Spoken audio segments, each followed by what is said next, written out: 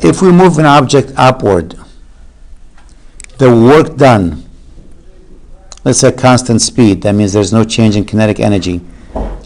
You take the 1 kilogram box we had early, move it up there, 10 meters high, at constant speed. Well, if your speed is constant, there is no change in the kinetic energy. Kinetic energy 1/2 mv squared. If your velocity before and after is the same, there's no change in that.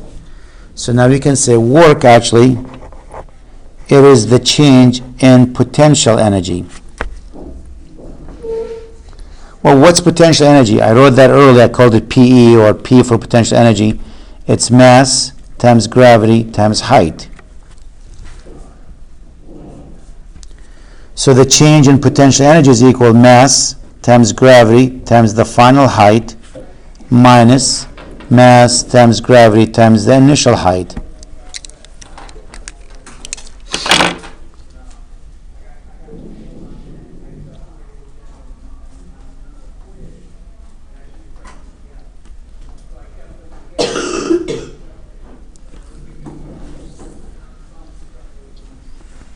So let's take somebody who jumps in a diving pool. Today the weather's beautiful. You're going to go swimming. Here's the pool here. Where's the blue? Blue is water. Here's the pool.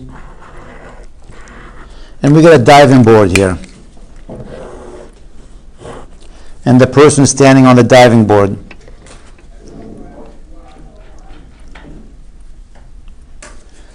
Let's say the height here is 3 meters.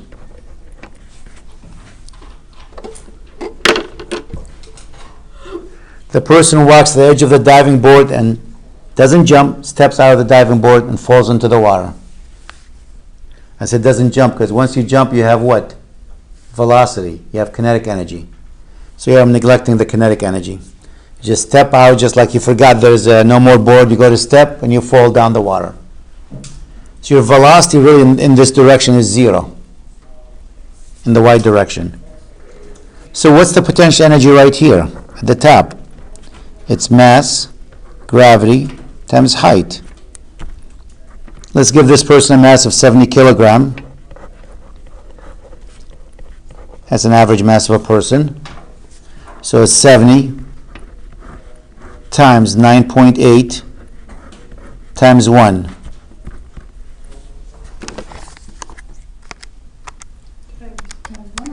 Oh, 3, thank you, 3. 2058.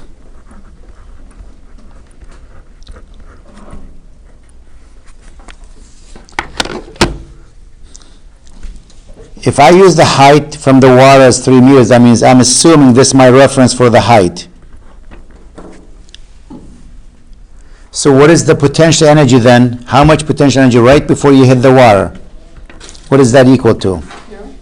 0. It's mass, which is 70. Gravity 9.8 times 0, which is what? 0. So how much work was done? That's the change in potential energy, which is the final minus the initial.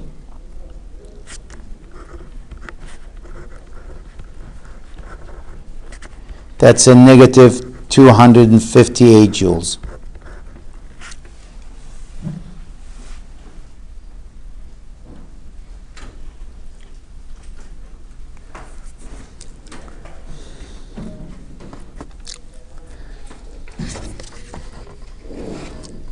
So by the person falling down here, we lost 2,058 joules. If I neglect that friction, guess where that went to? Kinetic energy. If you enter the water, we can tell you actually how long it's going to take you to, or what's the coefficient of friction in the water too. Because as you enter the water, you're pushing the water away and you're slowing down. That energy, that's the friction. All the energy you had in you before you enter the water is gone. Well, it's gone. Why? Because the friction force. We lost it to that friction. That's K times X. How far did you go in the water? If I know how far you dropped in the water, I can tell you what the coefficient of friction. because that's equal to, let's say the person actually continued to go into the water for, I don't know, another what, 1.5 meter.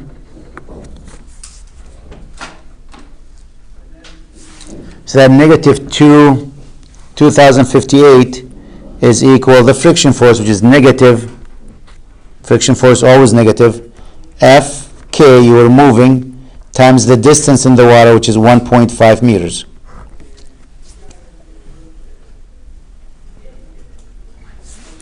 What's Fk equal to? 2058 divided by 1.5? 1372.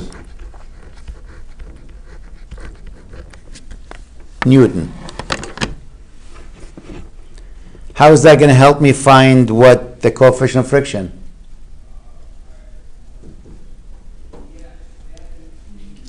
What's Fk equal to? To calculate Fk. Yep, it's mu k times n, the normal force.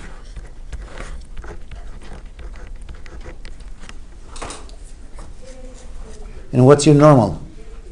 That's the water pushing back on you. That's your weight. Mass times gravity.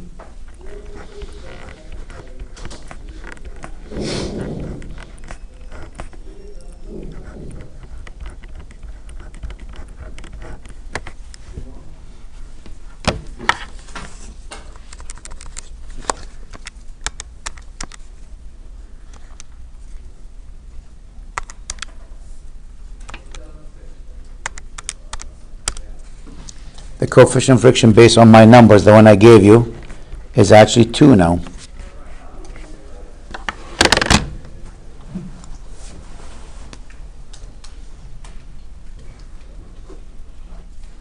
I doubt water has coefficient of friction 2. Unless you must be the hairiest person, you know, tons of hair on you, you're wearing clothes or something to slow you down. It really should not, it's not that high. Just remember, the rubber and the concrete between 1 and 4, you know? So you got to be almost like tire, like the skin, like the tire. And we're talking about water there, which is much smoother than the road. So to get mu k to be 2, you're wearing a lot of heavy clothes, like wintry clothes. Why do you say the higher you jump, the water feels like Rock? Yep, it's just like it's the way it is. It's just solid, basically. It's not a solid liquid, but when you hit it, like if you hit it flat, it feels like hitting the ground there. It gives a little bit, not like concrete, but it's hard. Then you got to push that water. The coefficient never changes. No, but you got to push that water to go through it. You can't push the concrete. Concrete is not going to go. Sand, like if you fall in sand, you hear about people actually. Where's Kendra? She'll like that story. People who decide to jump from a plane, sometimes the parachute doesn't open, and they had this fine sand, and they sink into the ground. And a lot of times don't die. They might break legs and everything, because the sand becomes like the water. As you push through it, slows you down. So you're not stopping quickly, so it slows you down. Water is actually not as dense as sand, so it does hurt a little bit there. And if you've done a belly flop, you know what that is. Sometimes when you hit it wrong, like ouch, you know. But it's not like hitting the concrete. People say, oh, it's like hitting concrete. No, but it will kill you actually from a high place if you hit the water. You move at a high speed. You know, you're going to hit that water. Trust me, it's not going to move that fast. Now, if you manage to land like pointy toes and everything, you might be able to push the water away and slide through it. But if you land like on your back, this big mass going to land like boom, it's going to absorb all the weight there. So you can try that today when you go home in your pool and see if it hurts.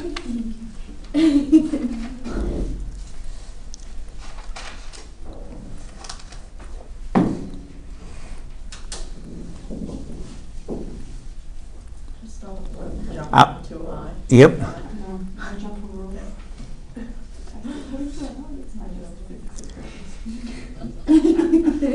You'll get an A if you do the experiment. There we go. Let's see. We talked about archery today. Anyone goes camping, climbing, mountain climbing here? Like to do this for fun? As a mountain, I'm gonna climb Mount Everest, I don't know, big Like mountain. hiking or rock Yeah, hiking, climbing? well, hiking, yeah. Okay. Rock climbing's a little extreme. So you're gonna climb, well, hike the top of the mountain here. Is that Mount Town?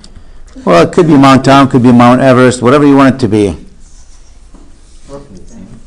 Yeah, the same height roughly, yeah. Big difference. The Mass, Mount Montauk, whatever that place there too, 82, the one by us, what is that place? Yeah. 82 kilogram, the mass of the person. Mountain climber. Now I've been climbing now, that person still has a good distance to climb now.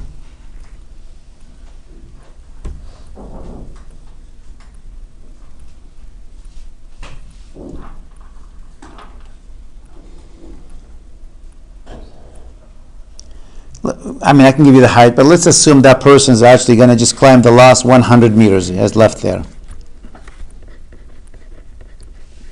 It's only 100 meters left to finish.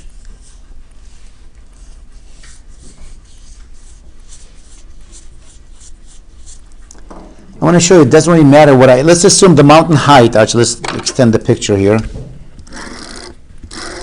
Because I almost did that with the pool. I said, what will happen if we use the bottom of the pool as reference? Would that change my answer? Then I got bored with this problem, so I left it. So maybe I'll make the mountain. Here we go. This is a big mountain here. Let's say this mountain was 5,000, the whole thing. Well, this is 4,900 meters here. So the whole mountain was, how tall is it? 5,000 meters high? And the question I have for you is, what is the change in the gravitational forces, potential energy, as the person climbs the last 100 meters? So let's look at that. What is the change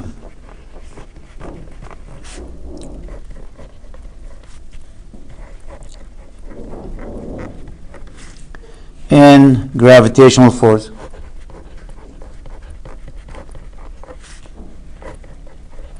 I used the word wrong, not force actually. Gravitational potential energy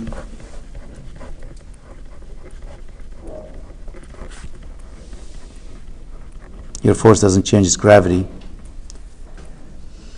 As the person, as the climber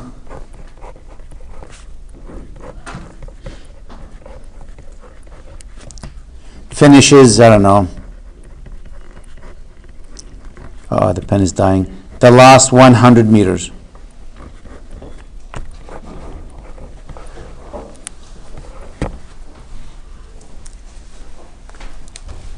But for reference now, I'm going to change the problem for reference. In part A, I want to use this as reference, the ground down here. So what should we call this?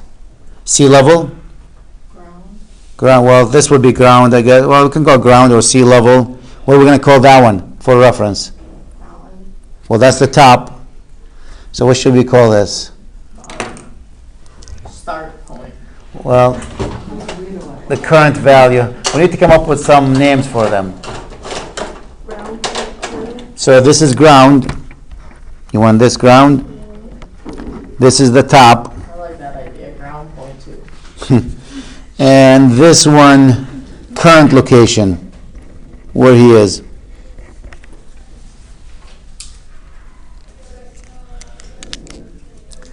So we're going to measure, in part A, we're going to use the ground as reference.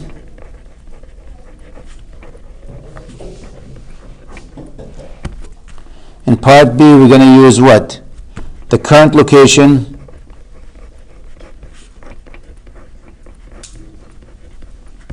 as reference. And in part C, we're going to use the top as reference.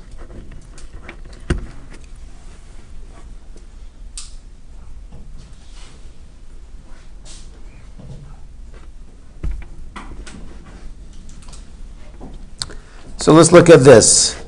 Part A. The ground.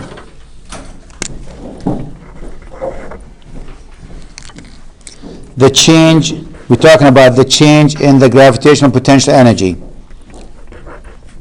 It's mass, gravity, final height, minus mass, gravity, initial height. The mass of the person is what? 82 kilogram, I think, for this one. Gravity is what? 9.8. What was the final height from this point when he reaches the top? 100 plus 4,900, which is what? 5,000, right? So I thought you said 1,000. Minus the mass 82, gravity 9.8. What was the initial height? 0. Yep. We're using this one for now.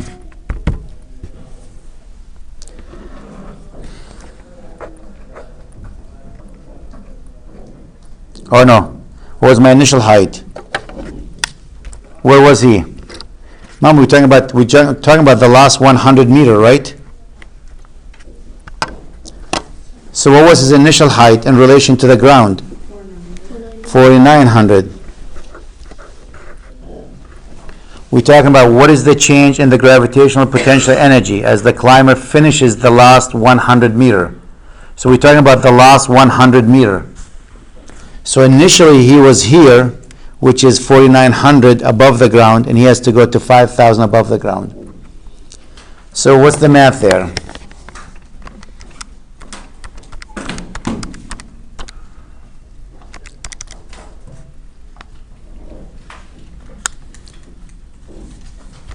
I got 80,360 joules.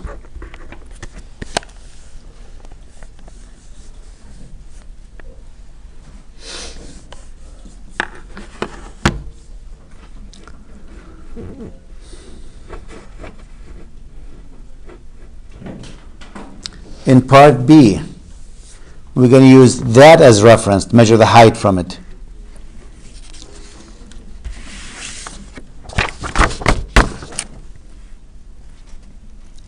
Let you finish it.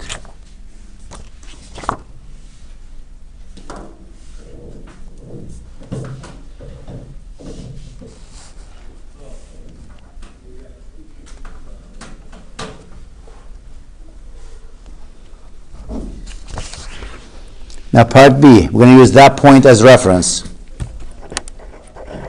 The change in potential energy equal to what? Mass, gravity, final height, minus mass, gravity, initial height. The mass is 82. Gravity is 9.8. What was the final height from this point? From that location? From this location. How high this one from here? 100.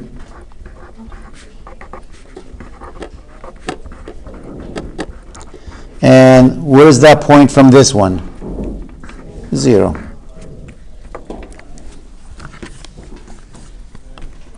Is it 80,360 joules? It's the same answer.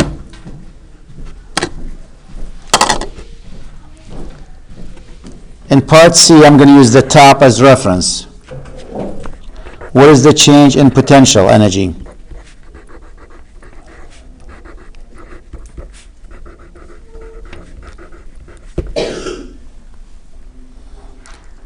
If I use the top as reference, this point, the mass is 82, gravity is 9.8, and what's the height from this point? 0. The mass, 82, gravity, 9.8. What was the height from this point? Negative 100, it's below that one. And guess what the answer is? Nope. Plus, 2 negatives. Negative, negative. So what you use for reference doesn't really matter.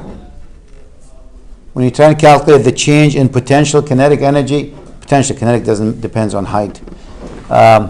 When when you try to calculate the change in potential energy, it doesn't matter what you use for reference. The bottom of the pool, the top of the pool, the diving board, the top of the mountain, the current location, the ground, your answer is going to be the same thing regardless what we use for that.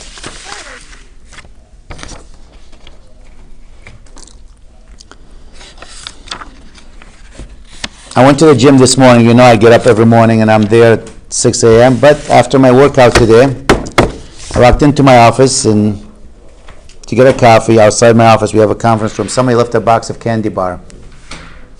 So I took a candy bar and I ate it for breakfast. Right after the gym? Yes. Wow. So here's what it says on the candy bar. 195 calories. Capital C. Which is, by the way, that capital C means 195,000 little calories.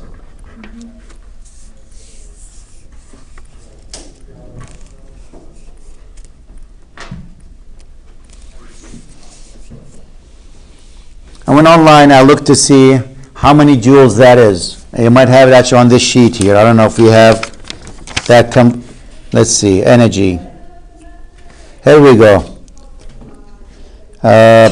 See that? 1 calorie is equal to what? 4.186 joules. So let's see how many joules that is. 195,000. You're not going to be happy with that number. 195,000 times, what was the number? 4.186. 816,270 joules.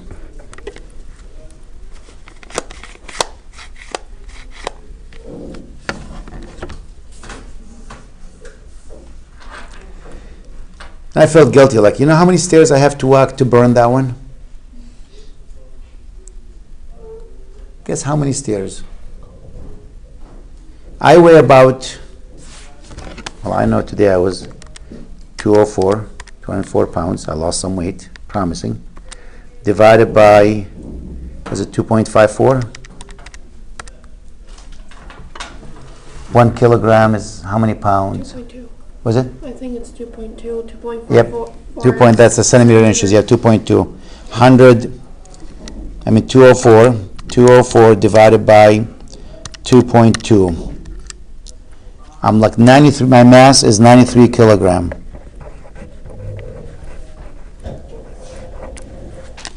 How many stairs I will need to walk up the stairs just to burn the calories there? A lot. What do you think? A lot, when you say a lot? 100? 200? 1,000? Let's see. I'm walking up the stairs, so work is what? Change in potential energy. So this is, I'm going to assume we have these infinite stairs that keeps going, never stops. I'm going to walk them all. So this is the ground, this is my reference.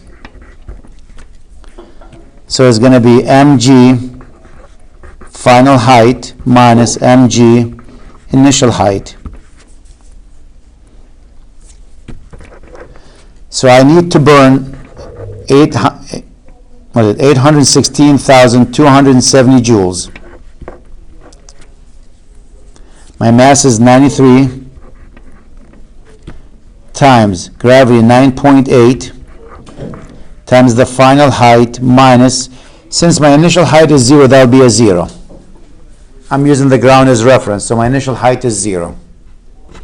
That will tell me how high I have to walk. Then we'll figure out how many stairs. We need to know what the height of each stair is roughly. 816,270 divided by 93 divided by 9.8. I need to climb 895.6 meters. What do you think the height of a stair is? Because I have no idea. A foot a little bit big, I think. I think there is a height. Oh, we can Google that. probably 8 inches probably. Standard height of a stair.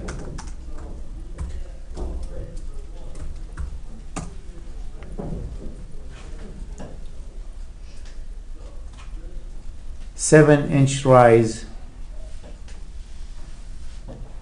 no more than 7 3/4. So it says 7 inches, no more than 7 3/4. That's why all the stairs in the U.S. says standard. I have a ruler here. Let's pick a number and see how many centimeters that is.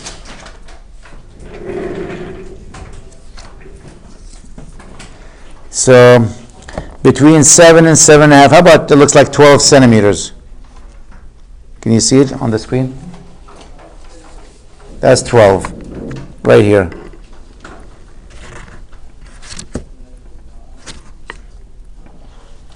Oh no, wait. Oh, this is funny. Look at this number backward, huh? Wait. I need one that's normal direction on both sides.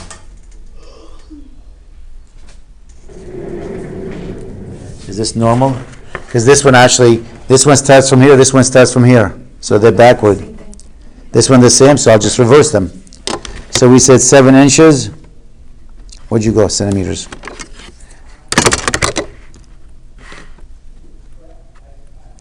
Roughly about 18 centimeters. I don't know if you can see it on your screen. 18 centimeters. So we'll use, could be 7, because it said it can't be more than 7.5 or 7 3/4. So you could have it 19, like almost 19. So let's say 19 centimeters. We have a high stairs 19 centimeters, the height of each one. So each step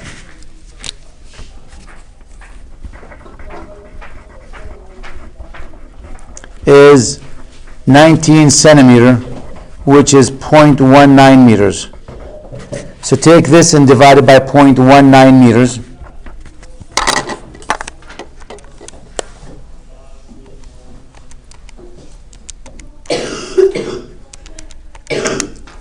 I gotta climb 4,714 steps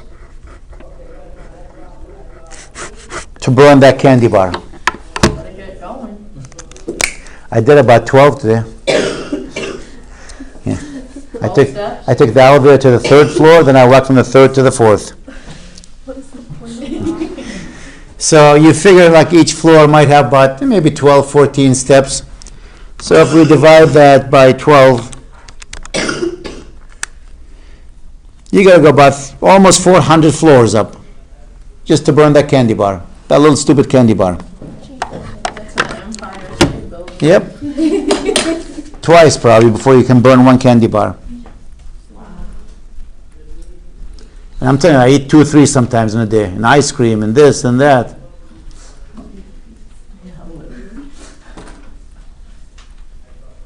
I've heard of like weightlifters like eating candy bars after they do like crazy sets in order to like build more mass. It's possible. Yeah. Because if you look at them, they're not really healthy. No, we're not. Yeah, because people think they're really healthy. No, they're the least healthiest people. No, not even close. Yep. But they're bulky, yep. Yeah, People that they do look like like, they are.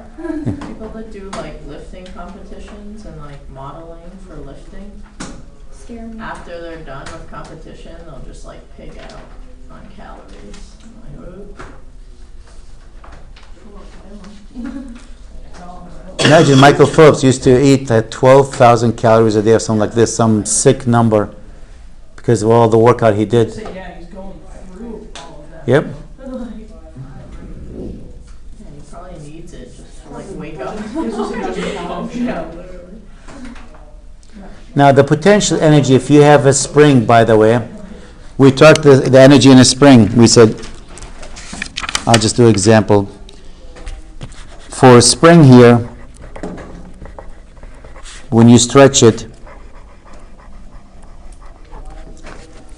the potential energy in a spring we talked about last time is what? 1/2 kx squared?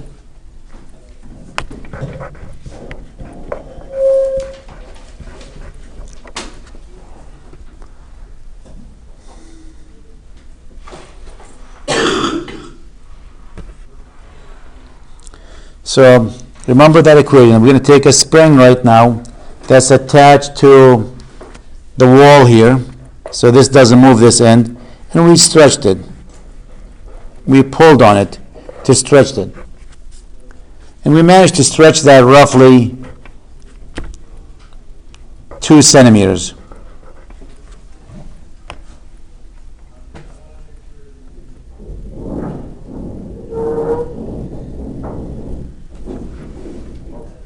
And in the second part, we're going to do 2 parts to this problem. We're going to take the same spring, and compress it now. So I pushed on it in that direction, and I compressed it, I don't know, 9 centimeters.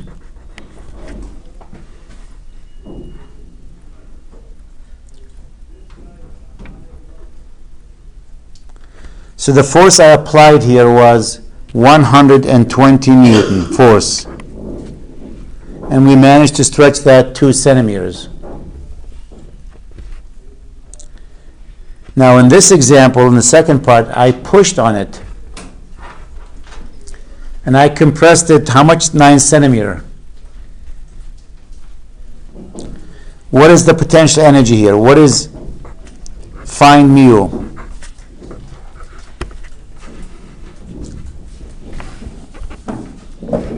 Well, that's easy to find mu. We go mu equals what? 1/2 kx squared.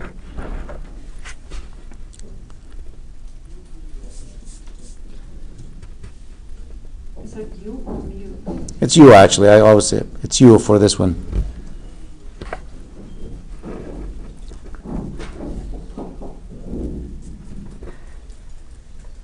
I got a problem with this. I know x is what, 9 centimeters. But do I know what k is? No. So I need k.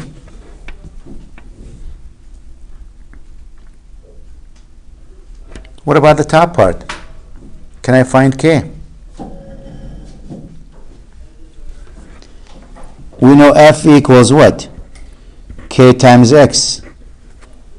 The minus sign just to indicate the direction. If I'm pulling that way, the spring is pulling that way, backward. So my 120 is equal to what? K times 2. Can we figure out what K is?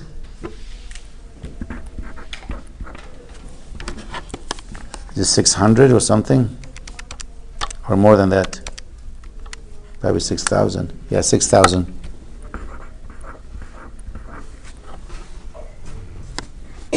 So now if I come back and put that 6,000 here,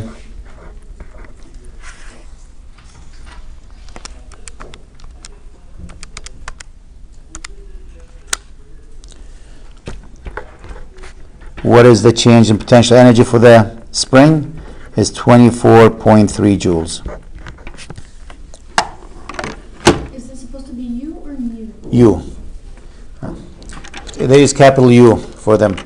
My capital, my lowercase, I don't know. Mu is the coefficient of friction. My U's don't look pretty, neither are my mu's, but capital U. How is that? Thank you. Yep. Mu is just coefficient of friction. Right. This is supposed to be capital U. That little, maybe I shouldn't put the hook there on it. You don't want the hook, since that's getting ruined.